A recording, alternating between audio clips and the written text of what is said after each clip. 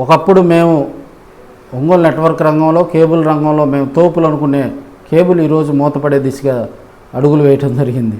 అంటే అక్కడ ఉన్న పనిచేసేటువంటి ఎంప్లాయీస్ని టార్గెట్ చేసి వారందరిని కూడా తీసివేయటం జరుగుతుంది.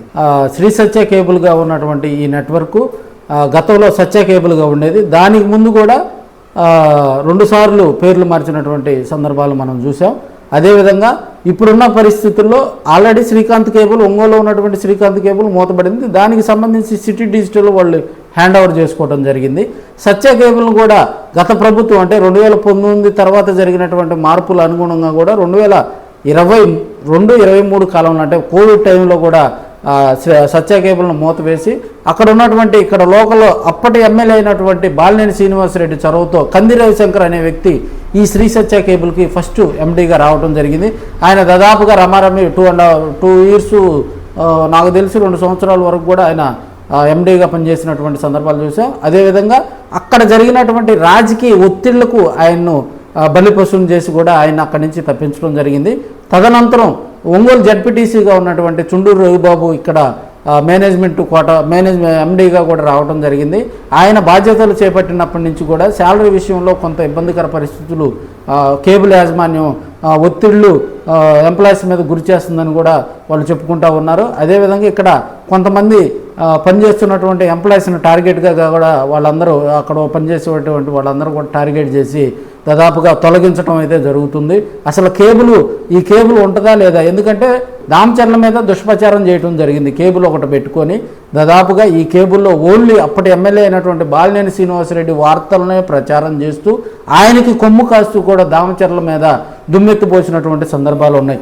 మరి ఇప్పుడు తెలుగుదేశం పార్టీ అధికారంలోకి రావడంతో వెంటనే అక్కడ ఉన్నటువంటి కేబుల్పై బాలినేని బొమ్మ ఉన్నటువంటి బోర్డును తీసేసి కూడా వాళ్ళందరూ కూడా అక్కడ యాజమాన్యం కూడా చర్యలు తీసుకుంది. కేబుల్ వ్యవహారంలో తెలుగుదేశం పార్టీలో ఉన్నటువంటి కొంతమంది అక్కడ చేరి కేబుల్ని హస్తగతం చేసుకుంటామని ఒకవైపు వినపడుతుంటే జియో మాదంటే మాది మాదంటే మాది అని చెప్పి కొంతమంది జబ్బలు జరుచుకుంటా కూడా కేబుల్ని మేము హస్తగతం చేసుకుంటామని జియో పేరుతోటి దాదాపుగా కొంతమంది అయితే మాకు దామచర్ల దగ్గర చాలా విషయం ఉంది, దామచర్ల మేము చెప్తే కాదన్నాడు అని చెప్పేసి కూడా కొంతమంది చిన్న చిన్న యూట్యూబ్ ఛానళ్ళు చేసుకునే వాళ్ళు కూడా జియో మాది, జియో ద్వారా మేము ఇక్కడ ఆ కేబుల్ని మేము హస్తగతం చేసుకుంటామని కూడా వారు ప్రచారం చేసుకుంటున్నారు. మరోవైపు వేరే రూట్లో కూడా జియోని కొంతమంది ఇక్కడ ఉన్నటువంటి లోకల్ యూట్యూబ్ ఛానల్స్ వాళ్ళని కలుపుకొని ఒక డాక్టర్ని ఇక్కడ కేబుల్ ఎండీగా చేయాలని కూడా మరి కొంత కార్యవర్గం అయితే చూస్తూ ఉంది. తెలుగుదేశం కార్యవర్గం 2014 నుంచి 19 వరకు అధికారంలో ఉన్నటువంటి దామచర్ల జనార్దన్ ఏ కేబుల్ వ్యవహారంలో కూడా ఏలు పెట్టినటువంటి సందర్భాలు లేవు. ఆయన కేబుల్లో జరిగేటువంటి లొసుగులకు కూడా చాలా దూరంగా ఉండి 2014 నుంచి 19 వరకు ఆయన సుపరిపాలన అందించాడు.